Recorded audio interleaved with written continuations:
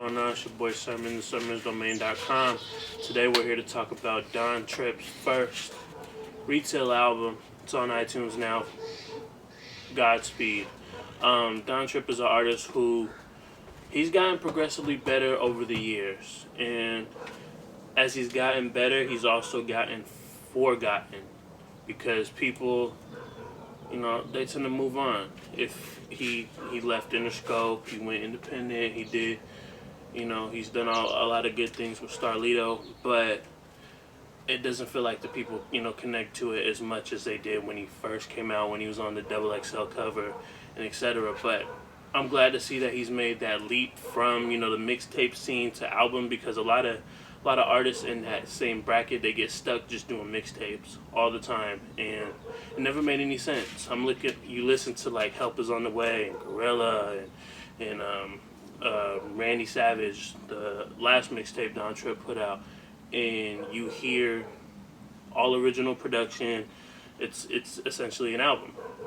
So when I seen that Godspeed was coming out on iTunes, I was pumped, and I wasn't disappointed at all, because it's basically exactly what he's been releasing on the mixtapes, but it's good to see that he's actually on iTunes. And that's one thing that's an issue, because I wasn't expecting Don Tripp to blow me away with some amazing album that sounded different from his mixtapes. I was expecting the same thing, but after all the good music he's provided over the years, I felt inclined to buy it. With that said, White House was one of the records that stood out to me, because it has a cool concept to it, but at the same time, I feel like it needed more motivation. It needed more of a motive, exactly. It feels like one of those things where it's like, okay, let's go rob the White House. Just randomly saying it. I feel like it could have benefited from maybe like an opening skit or something. Because anybody can, infer what he wants to do, why he wants to go, rob the White House, stick with the White House, all that stuff. But it sounds better if the whole concept was laid out there. I just felt like it needed a bit more. The album is full of a lot of, struggle and pain, and you really feel what Don Tripp's going through in the records. I mean, he has a record called Eviction Notice that's about, his mom getting an eviction notice and not trying to pay attention, and Don's, really trying to help, trying to figure out how he can, make that go away. The album ends with Losing Streak, which normally an album, doesn't end on such a low note, but this is probably everything that Don was building up to on Godspeed came to a head on Losing Streak, because this is him being reflective.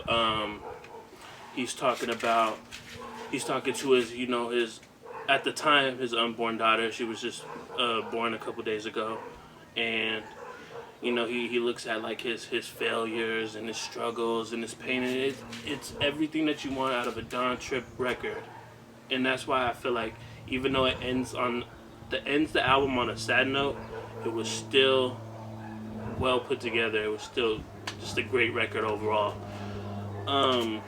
Guest features were nice, because a lot of artists nowadays, they let guest features carry their album. Don Tripp did not do that. He has D1, Starlito, Petty, and a singer by the name of Singer B, and they all provide something good to the album. They all provide a unique take. They add to Don Tripp's subject matter and what he's doing.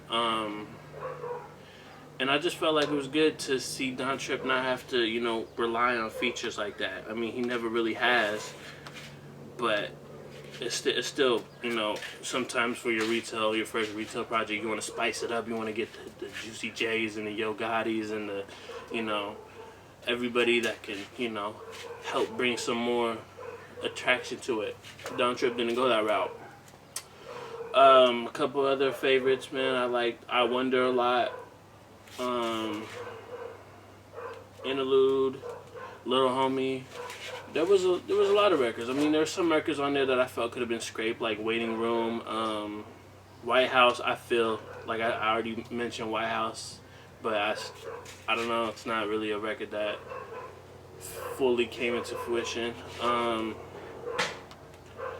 And I don't know, out of 17 songs, I think it's only a couple that don't fit or that could have just been scraped. And overall, that provides a good album. As far as a rating, I'd probably give it like a 3.5 out of 5. And I would urge you to go get this. A lot of people didn't know Don Tripp was dropping Godspeed because he dropped the EP at the beginning of the month. It was kind of, on all the blogs. But then, like, promo for the album didn't really happen. There wasn't any single releases. There wasn't any videos. He didn't really do any interviews, and I get it because his daughter was just born. He's kind of focused on that. So it makes sense. But at the same time, this is a good body of work that's about to go unnoticed. So if you're watching this, go pick up Godspeed on iTunes. I believe it's at $8.99. Like the video, subscribe to the channel. After you hear the album, let me know your comments. Follow me on Twitter at SermonsDomain. And thank you for watching. I appreciate you. Till next time.